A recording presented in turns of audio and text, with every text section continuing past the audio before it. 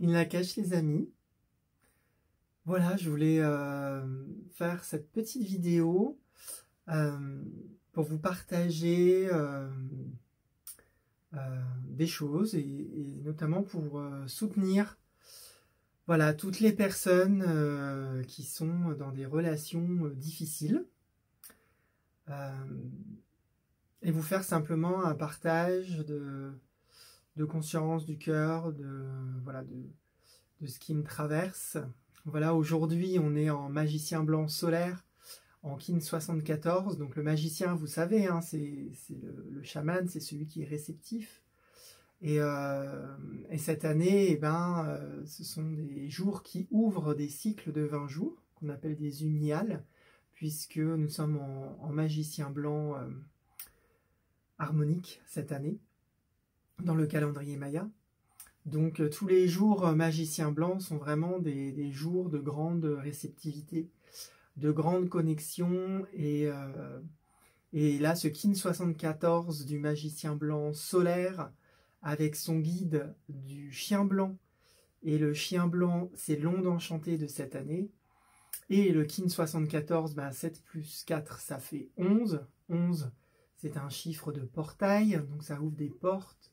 Et je me suis dit que c'était important de peut-être partager ça ou de transmettre ça. Je ne sais pas quels sont les mots que je peux utiliser pour que ça puisse vous parler.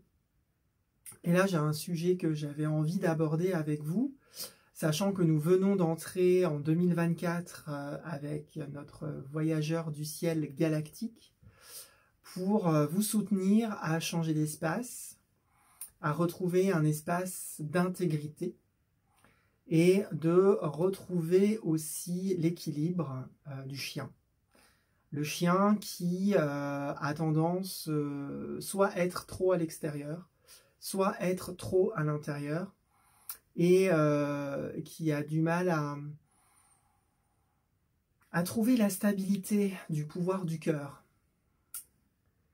Et je me suis dit que c'était peut-être important, ou pas. En tout cas, voilà, j'ai aucune prétention de ce que je partage, et je sais que ça parle aux personnes à qui ça doit parler.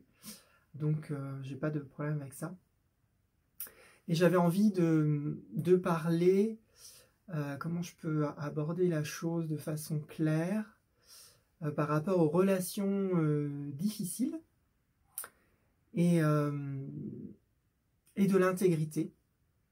Parce que quand on est en lien avec quelqu'un, que ce soit un lien personnel, de vie personnelle, que ce soit des parents, des enfants, que ce soit une compagne ou un compagnon avec qui peut-être on est en relation, ou on a été en relation et que l'on n'est plus, et avec lesquels des relations sont tendues, sont difficiles, parce que on a du mal à trouver l'espace dans lequel on se retrouve. Voilà. Et que pour le moment, on est encore dans des espaces où on expérimente la séparation. Et ça, c'est la tonalité lunaire. Je suis beaucoup dans la tonalité lunaire en ce moment, parce que je trouve qu'elle est magique, et que la tonalité lunaire est vraiment l'expérience collective qu'on vit sur Terre. On est dans un monde de dualité.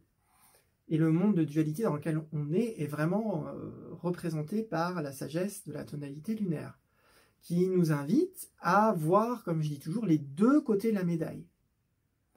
Parce qu'on ne peut pas stabiliser notre expérience d'âme tant qu'on n'a pas vu les deux côtés de la médaille. Ça ne veut pas dire qu'on va les expérimenter de façon,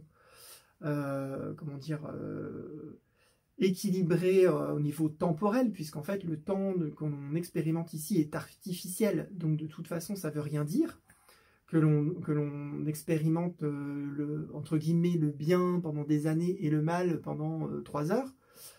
Voilà, on s'en fout. Ou l'inverse, on expérimente le mal pendant des années et le bien pendant 3 heures. Voilà, le temps, il faut s'affranchir de cette notion-là. Et des fois, on peut, comme on est des êtres multidimensionnels, on n'est pas forcément obligé de vivre l'expérience de la tonalité lunaire ici sur Terre. C'est-à-dire qu'on peut très bien vivre des expériences qu'on peut juger comme lumineuses, positives, bénéfiques ici sur Terre, et aller expérimenter l'autre côté du miroir dans une autre dimension, dans une autre réalité, dans un autre monde parallèle. Alors, bien évidemment, ça requiert beaucoup plus de conscience de vivre ça de cette façon-là, puisqu'en fait, pour avancer, il faut avoir conscience de ces deux pôles. Donc, si on vit un pôle ici et qu'on vit un autre pôle dans une autre dimension, il faut pouvoir, en conscience, se relier aussi à cette autre dimension. Donc là, je vais un petit peu loin, parce que tout le monde n'en est pas là. Mais c'est possible. En tout cas, moi, je le vis souvent dans les rêves, où je fais des voyages dans mes rêves, et je vais dans des mondes parallèles, dans d'autres dimensions, et du coup, je vois que dans d'autres réalités, je vis des expériences avec d'autres personnes qui sont complètement différentes de celles que je vis dans cette réalité-là. Et ça me permet aussi de comprendre la relation que j'ai avec ces personnes-là. Mais en tout cas, on peut aussi le vivre très bien dans cette réalité sur Terre. Et c'est là-dessus que j'aimerais vous soutenir, parce que c'est ce qu'il y a de plus facile, je trouve, à faire, entre guillemets, puisque c'est accessible à tout le monde sans forcément avoir fait un grand chemin spirituel. Par contre, ça va vous demander d'être dans votre guerrier, dans votre guerrier jaune, d'être téméraire, d'être courageux, de faire un chemin d'intelligence et de vous poser les bonnes questions pour pouvoir le vivre ici dans cette réalité. Et ça, vraiment, c'est un cadeau et pour vous, pour votre âme, parce que si vous voulez, dans cette année 2024, vivre une expérience d'intégrité, et moi je suis persuadée et je sais que si vous êtes vraiment, vraiment intègre envers vous-même, vous n'avez pas envie de quitter cette réalité avec des casseroles. Et être en conflit avec quelqu'un, c'est une casserole. Donc si vraiment vous rentrez à l'intérieur de vous et que vous vous regardez en face, vous ne pouvez pas vous dire je laisse pourrir la situation. C'est pas possible. C'est pas possible. Ça ne veut pas dire qu'il faut faire quelque chose tout de suite. Parce que des fois, ça prend du temps. Et souvent, ça prend du temps. Mais c'est possible. Mais c'est très, très, très, très, très, très, très possible.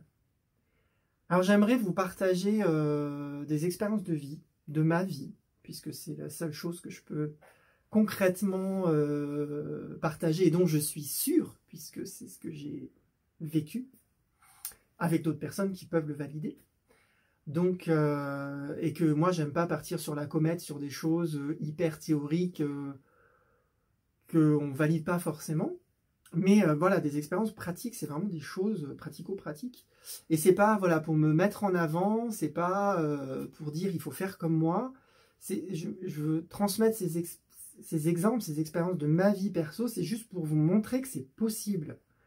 Avec du courage, de la témérité, de l'amour, du cœur, de l'intégrité, et avoir le courage d'aller expérimenter, de se mettre à nu et de changer d'espace, de s'éveiller à autre chose. Mais c'est possible. Et ça, c'est des cadeaux. C'est vraiment des cadeaux. Et c'est des choses que votre âme va intégrer. Et va grandir avec ça si vous y arrivez. Et je suis sûre que vous pouvez le faire, parce que moi, j'ai réussi à le faire déjà plusieurs fois.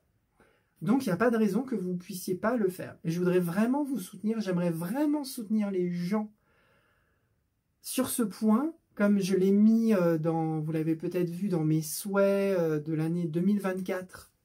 Voilà, soyons amour. Et on ne peut pas être amour si on est encore en conflit avec des gens. C'est pas possible. Il faut se regarder en face. On ne peut pas prêcher des beaux discours si dans son quotidien, dans sa réalité, on est encore en conflit avec des gens. C'est incohérent. Donc voilà. Donc je vais vous juste raconter, je vais essayer d'être bref quand même, parce que Ça peut être long quand je raconte ma vie. Et juste pour vous montrer que ça peut être, que c'est réalisable. Alors, le premier exemple le plus flagrant que je me souviens, c'est dans le milieu professionnel, parce que bien souvent, dans le milieu professionnel, surtout en France, mais bon, là, c'est pas une expérience en France, c'était une expérience à l'étranger. Et mais quand vous êtes dans le milieu professionnel, vous êtes en lien avec des gens que vous n'avez pas forcément toujours choisis et avec lesquels vous êtes obligé de travailler. Donc moi, mon premier job après mes diplômes, ça a été un boulot en laboratoire de recherche, voilà, à l'étranger. Et j'ai été recruté pour travailler sur, voilà, sur des cellules notamment humaines. Voilà, un laboratoire de recherche dans le milieu pharmaceutique, une petite start-up. Et donc mon premier job avec une responsable. Voilà, donc c'était un gros laboratoire quand même, on avait 4 équipes dans 4 thématiques différentes. Hein. Le laboratoire était organisé comme ça, vous avez la biologie cellulaire, le screening, la biologie cellulaire, le génie génétique. Voilà, en gros c'était à peu près ça. Bon, après il y avait des ponts, hein, évidemment, on travaillait tous ensemble, mais bon, chacun des spécialités, c'est toute une chaîne. Hein. La recherche, c'est pas un truc très hyper, comment dire, ça va pas, enfin ça englobe tout un tas de choses. Bref, on va passer là-dessus, je vais pas vous raconter, c'est pas le but. Et donc je commence ce job avec ma responsable dans l'équipe de biologie cellulaire. Du coup, on n'était que 2, puisqu'on avait été, c'était le début de l'activité dans le laboratoire. Le laboratoire faisait déjà toutes les autres activités, ils avaient déjà avancé énormément sur des composés intéressants pour la recherche. Il fallait valider, du coup, l'étape d'après, c'était sur des cellules humaines, vivantes, du coup, sur des cellules, et pas, voilà. Et donc, j'ai été recruté là-dessus. Donc, moi, c'était mon premier job, en plus à l'étranger, donc il y avait la langue qu'il fallait que j'apprenne, c'était mon premier boulot, donc c'était complètement inconnu, on est vraiment dans l'explorateur, là, un voyageur du ciel. Et en plus, la biologie cellulaire, c'était pas ma spécialité non plus dans le cursus d'ingénieur que j'avais fait. On n'avait pas fait beaucoup de biologie cellulaire. Donc pour moi, c'était quand même aussi assez nouveau. Mais j'étais capable. Et du coup, ça a été très très compliqué au départ pour moi, cette expérience, parce que j'avais c'était hyper intense. Entre la langue, le nouveau boulot, le nouveau cadre, une culture différente, des choses à apprendre, et voilà. J'ai fait tout ce que je pouvais pour être le mieux possible, mais en fait, ma manager, moi, j'en avais pas conscience, mais elle me mettait une pression très très très très forte, quoi. Au point où, limite, il fallait que je respire au moment où il fallait respirer dans l'expérience, dans les mouvements qu'il fallait faire pour les cellules et tout ça. Enfin, vraiment, c'était hyper intense. Et elle était très, très, très stricte. Elle était allemande. Donc, les personnes allemandes, c'est une énergie qui est très dirigiste. Et du coup, moi, je m'apercevais pas. Moi, j'essayais vraiment de faire le mieux que je pouvais et je faisais beaucoup. Mais bon, à un moment quand même, ça a été quand même très très compliqué et j'ai failli vraiment. À un moment donné, j'ai même failli être violent physiquement, tellement j'en pouvais plus de la pression qu'elle me faisait et je suis même parti du labo parce que j'en pouvais plus, quoi. Et d'un autre côté, je retenais aussi toutes ces émotions-là, parce que c'était mon premier boulot, je voulais pas le perdre, enfin, voilà, c'était compliqué. Je me suis dit, mais il faut que je... Pour moi, je pensais que c'était normal, en fait, tout ça. Évidemment, pas du tout. Et c'est la responsable de laboratoire, donc la N+2, finalement, qui m'a convoqué à un moment donné, dans son bureau. Alors je me suis dit, merde, ça y est, on n'a pas les résultats qu'il faut, je ne suis pas performant, ils vont me virer. Enfin bref, voilà, j'étais partie un peu là-dedans, parce que comme ça se passait tellement mal avec ma responsable, je me suis dit, je vais en prendre plein la tronche, et je vais être remerciée. Et finalement, pas du tout. La responsable de labo a été très très très sympa en me disant, écoute, et là je remercie, hein, parce qu'en Angleterre c'est comme ça, en France je suis pas sûre que ça soit passé comme ça se passerait comme ça.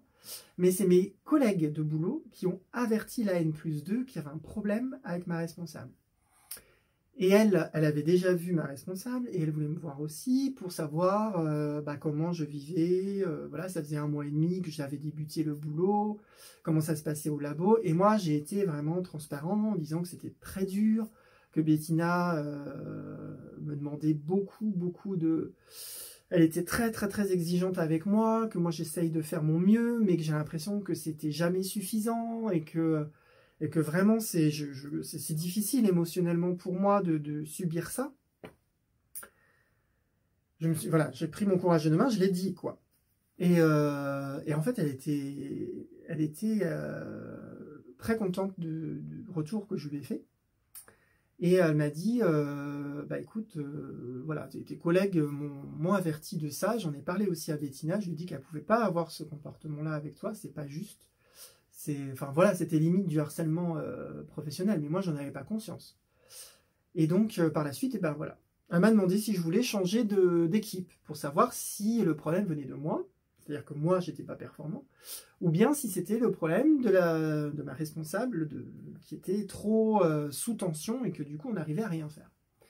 Donc finalement, je vous passe les détails. Je suis passé dans d'autres groupes, ça s'est très bien passé. Je suis passé dans les 3 groupes, dans les 3 autres équipes du laboratoire, parce qu'en fait j'avais les compétences dans tous les domaines, donc je pouvais aider dans chaque équipe, et à chaque fois il y a eu des opportunités où ils avaient besoin d'un coup de main, et du coup, comme ça se passait bien dans le premier groupe, et que ça se passait bien humainement de toute façon avec mes autres collègues de boulot, du coup j'ai expérimenté d'autres groupes, enfin les trois groupes, et même avec ma responsable, voilà, la relation, elle s'était détendue, comme elle était plus responsable de moi. On a eu beaucoup de discussions ensemble, justement, sur tout ça. Et elle m'avait partagé, elle s'était excusée aussi en disant, oui, que c'était la première fois qu'elle avait quelqu'un sous sa responsabilité, qu'elle avait une pression de la hiérarchie énorme sur les résultats des expériences et tout ça, qui font que...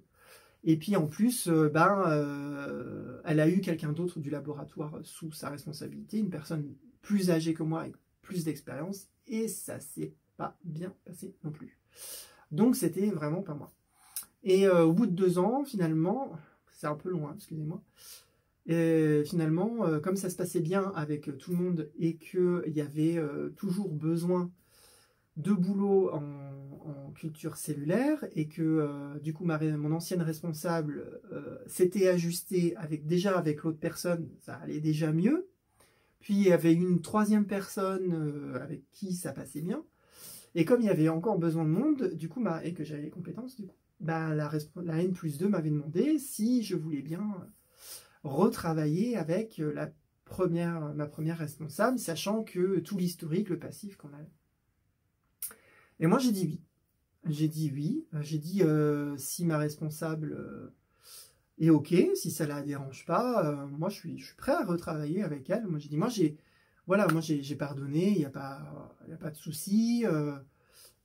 Voilà, mais j'ai dit, mais par contre il faut qu'elle puisse accepter de me donner un peu plus de responsabilité et pas être tout le temps derrière mon dos.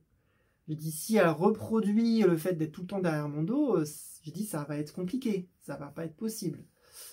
Et finalement, en fait, ça s'est très bien passé. En 2 ans, on avait fait évoluer notre relation, on a beaucoup parlé. C'était aussi quelqu'un qui savait exprimer ses émotions, et du coup, c'était chouette. Et du coup, moi, j'étais vraiment très content de partir de ce boulot-là, finalement, en ayant résolu aussi cette situation. Donc voilà, c'est possible, ça demande du temps, ça demande de poser les choses, ça demande d'expliquer, ça demande de décortiquer le pourquoi du comment dans une relation, mais c'est possible. Vraiment, c'est possible. Et je vais vous donner aussi un autre exemple là-dessus, dans un cadre complètement différent, un peu plus personnel aussi. Voilà, dans le cadre aussi d'un éco-village. Et où là, le premier exemple, c'est des choses bateaux que tout le monde peut vivre. Il n'y a pas de spiritualité là-dedans, il n'y a rien. Enfin, il n'y a rien. si, il y a plein de choses, mais en tout cas, on n'est pas sur un chemin spirituel. Moi, c'était il y a 15 ans en arrière, j'étais pas là-dedans. Et ma responsable non plus. Voilà, c'est des trucs standards. Mais même dans du truc standard, bah, c'est bien de faire ça. Enfin, moi, je trouve que j'étais heureux et je suis pas parti avec un goût amer dans la bouche en me disant, bah, je suis parti... Et puis ça s'est mal passé avec une personne et on n'a pas résolu le truc. Tu vois, je suis parti en me disant, bah voilà, j'ai résolu tous les nœuds avec tout le monde et je pars en ayant fini ma mission, entre guillemets. Donc j'étais content. Le deuxième exemple que je peux vous proposer, pour vous montrer que c'est possible et que je vous invite vraiment, vraiment, vraiment, vraiment à être téméraire et à pas lâcher et à trouver des solutions, à changer d'espace pour trouver l'espace de la relation saine et de ne pas perdre courage, de toujours essayer jusqu'à ce que vous trouvez, hein, d'aller explorer.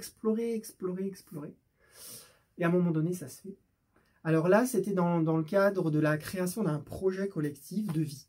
Voilà, un éco-village avec des personnes et avec qui on s'est retrouvés, on a acheté un lieu, on a commencé à vivre ensemble pour créer le projet.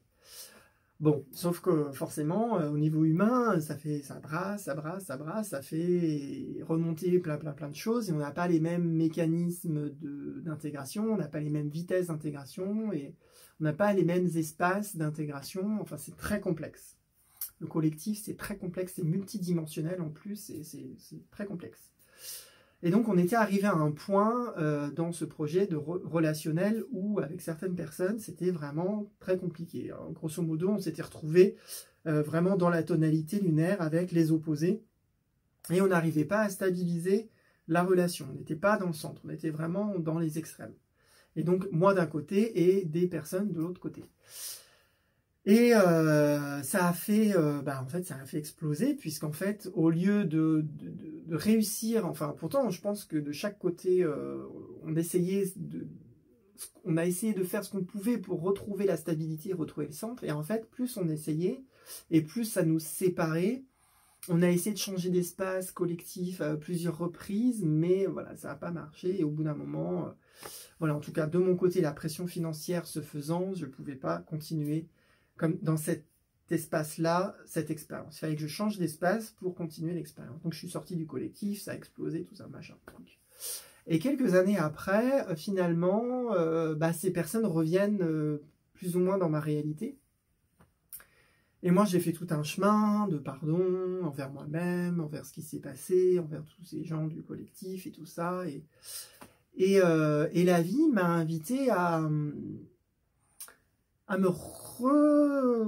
recréer un lien avec ces personnes et à les intégrer de nouveau à ma réalité, dans ma vie. Et au départ c'était non. Et après, je me suis dit, si ça se représente, je pense qu'il y a une raison et qu'il y a quelque chose de nouveau à rééquilibrer. Et là, du coup, j'ai ouvert. Et en ouvrant, vraiment, ça s'est posé. Et on a discuté avec ces personnes, ensemble, en disant, moi, je veux bien vous intégrer dans cet espace que j'ai créé. Si vous êtes d'accord avec ça, connaissant tout ce qu'on a déjà vécu dans un espace qu'on a déjà partagé. Et en fait, ces personnes, elles aussi, de leur côté, avaient fait tout un chemin spirituel aussi, de compréhension, de pardon et tout ça. Et elles sentaient vraiment à l'intérieur que ce qu'on avait vécu ensemble, de leur côté, ça avait été guéri, ça avait été pardonné, ça avait été transcendé. De mon côté aussi. Et en plus, cette nouvelle réalité qu'on allait partager était aussi très différente de l'ancienne. Et du coup, ça a pu se faire. Et maintenant, et ça fera bientôt 1 an. Et ça se passe bien. Donc, vraiment, voilà, c'est possible. Et je suis très content. Vraiment, je suis très très content aussi, pareil, d'avoir transcendé ça.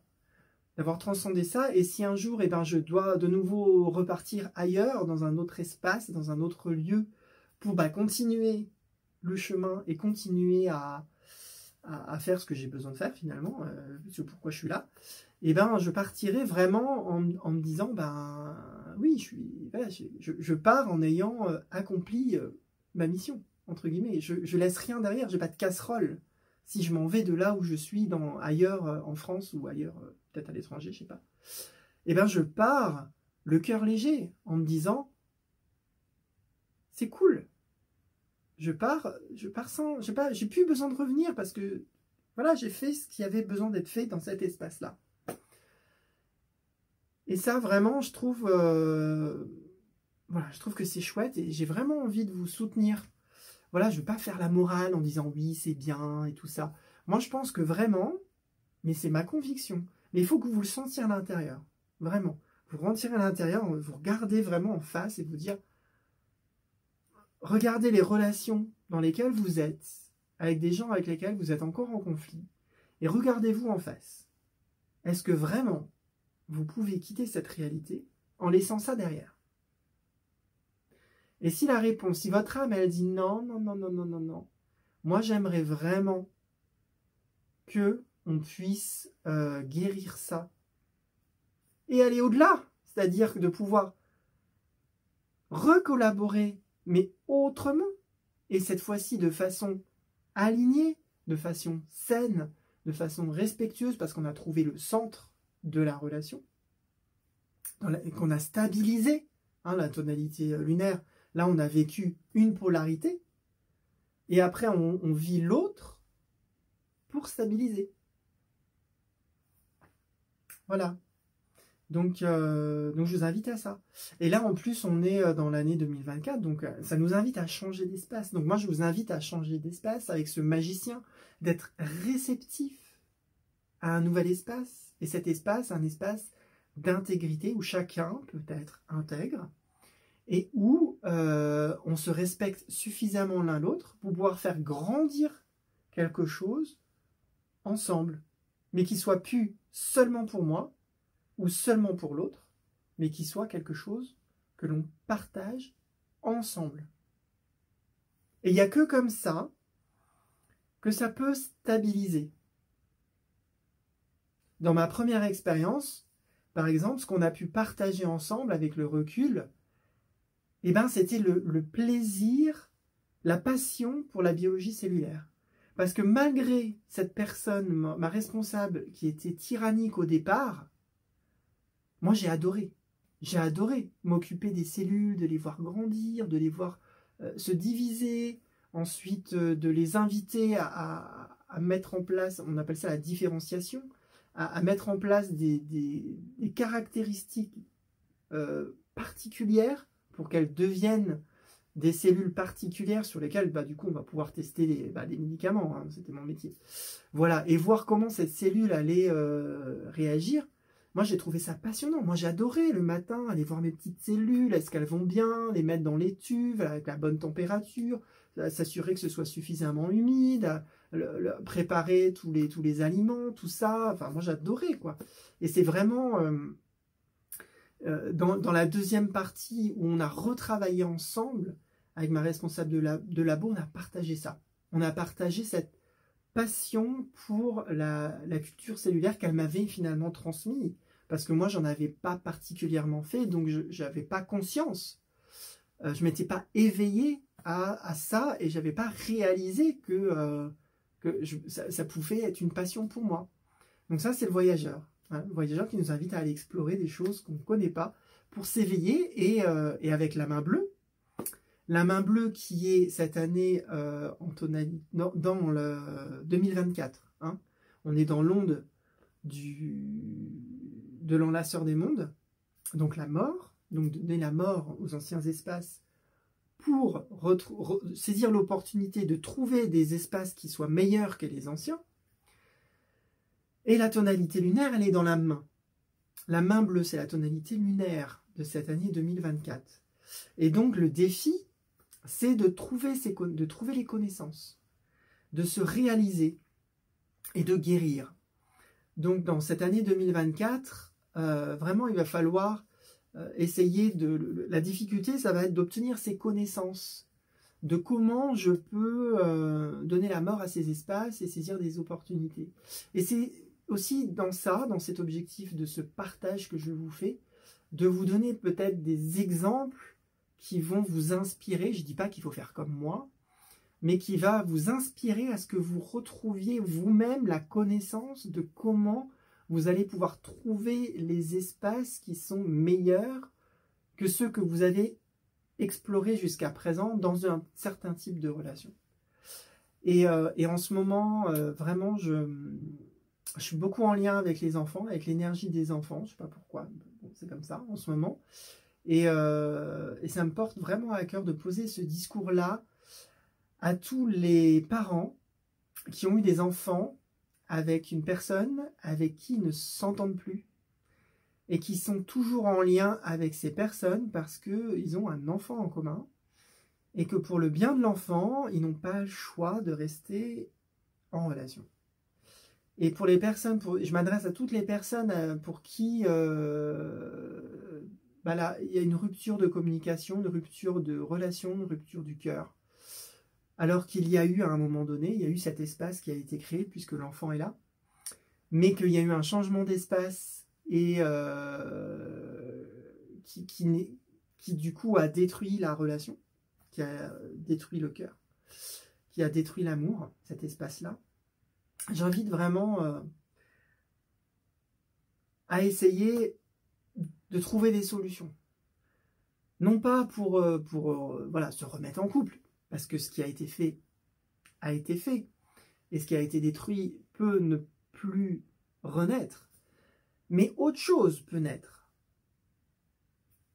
C'est ce qu'on appelle la collaboration. Et moi, dans mes deux exemples de ce qui est né, ça a été... Bon, dans les deux cas, c'est la collaboration, c'est pas une relation d'amour.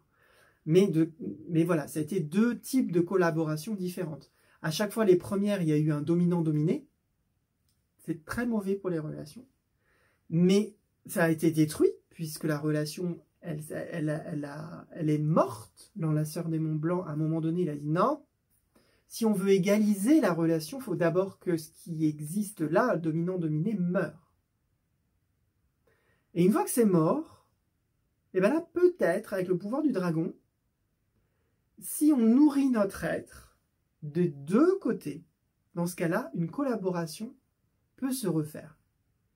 Mais elle n'est plus sur une relation dominant-dominé, elle est sur du gagnant-gagnant. Elle est sur le retour de l'être qui est à l'intérieur de moi et qui est à l'intérieur de l'autre et qui du coup est aussi au milieu de notre relation. Et si on se centre sur cet être qui est là aussi et qui est chez l'autre, dans ce cas-là, tout va bien. Et donc moi, j'invite tous les parents à ça, à essayer, à faire un petit pas pour essayer d'améliorer la relation, non pas pour revenir en arrière, et surtout si vous n'avez pas fait le deuil, alors là, déjà, commencez par la mort, commencez par le pouvoir de l'enlaceur. Faites mourir la relation, l'ancienne relation, tous les schémas, toutes les projections, toutes les illusions. Si vous pensiez que vous faisiez un couple sacré, regardez-vous en face, ce n'est pas le cas, puisque la relation n'existe plus. À un moment donné, il faut regarder les choses en face et accepter ça. Mais par contre, il peut se passer autre chose. Il peut se passer autre chose. Et d'ailleurs, même ce autre chose, souvent, il est bien mieux que ce qu'on avait projeté à l'origine de la relation. Et je trouve que ça, je pense qu'en tant que parent, on ne peut pas montrer un exemple aussi beau que celui-là si jamais vous y arrivez. C'est-à-dire de montrer à votre enfant que vous vous êtes séparé avec la mère ou le père, que ça a été difficile, mais que chacun a accepté ce qui est, que chacun est mort à lui-même, et que chacun est revenu l'un vers l'autre pour créer autre chose entre eux, et qui va du coup nourrir autrement leur enfant, ce qu'ils ont créé ensemble dans la chair.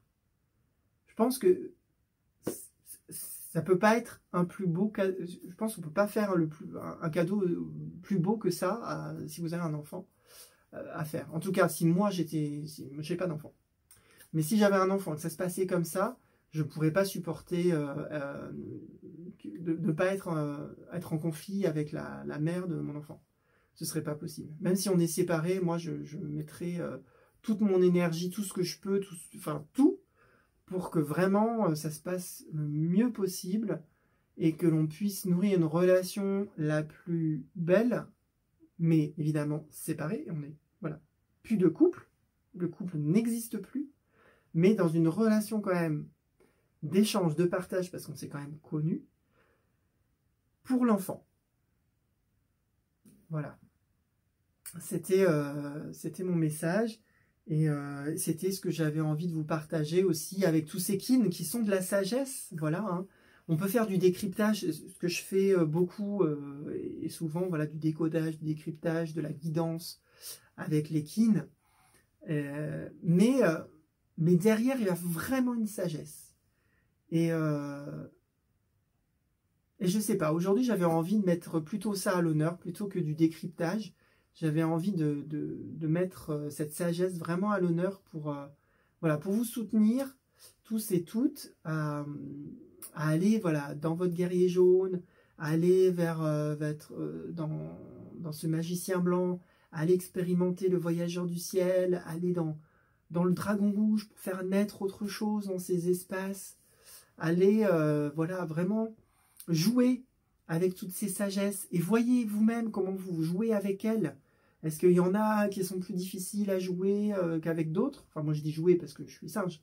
Mais voilà, après, si vous êtes guerrier, c'est questionner. Voilà. Est-ce que vous questionnez suffisamment votre dragon? Est-ce que vous questionnez suffisamment votre magicien? Si vous êtes lune, c'est la purification. Est-ce que j'ai suffisamment purifié mon dragon?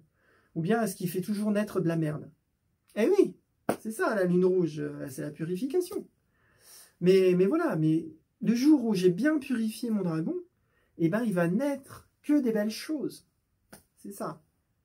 Et si j'ai bien purifié mon guerrier, je vais enfin me poser des questions intelligentes. Je vais arrêter de me poser des questions superficielles qui brassent de l'air. Mais si je le purifie bien, eh ben, les questions que je vais me poser vont avoir un vrai sens. Et je vais avoir des réponses qui sont vraiment d'intérêt pour mon chemin. Donc faites ça. Faites ça en fonction de votre kin. Et voilà, si vous êtes magicien, voilà, est-ce que je suis suffisamment réceptif à mon dragon? Comment je suis réceptif à mon dragon? Mon dragon, il est réceptif à quoi? Quelle nourriture il est réceptif, mon dragon?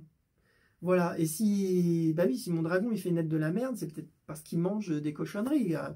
Donc si je le réaligne, voilà, si je le rends sensible à autre chose, à une nouvelle nourriture, il va pouvoir peut-être faire naître autre chose aussi.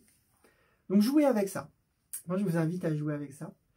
Et en tout cas, je vais m'arrêter là pour cette vidéo et j'espère qu'elle vous a plu. C'est un petit peu plus original par rapport à ce que je fais d'habitude et n'hésitez pas, bien évidemment, à la partager.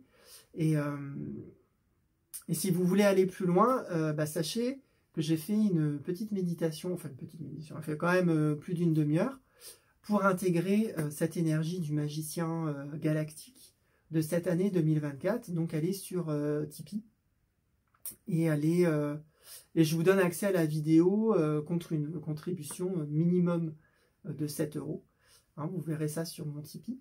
Et si vous ne voulez pas passer par Tipeee, on peut faire autrement. Hein, vous m'envoyez un mail et puis on s'organise. Et moi, je vous donne accès à la vidéo si vous avez envie d'intégrer tous ces codes du voyageur galactique et il va vous aider à changer d'espace. Déjà, de réaliser dans quels espaces vous êtes, en fonction des relations dans lesquelles vous êtes, et ensuite peut-être de transcender d'autres choses, d'aller voyager peut-être aussi dans les rêves pour aller trouver des clés.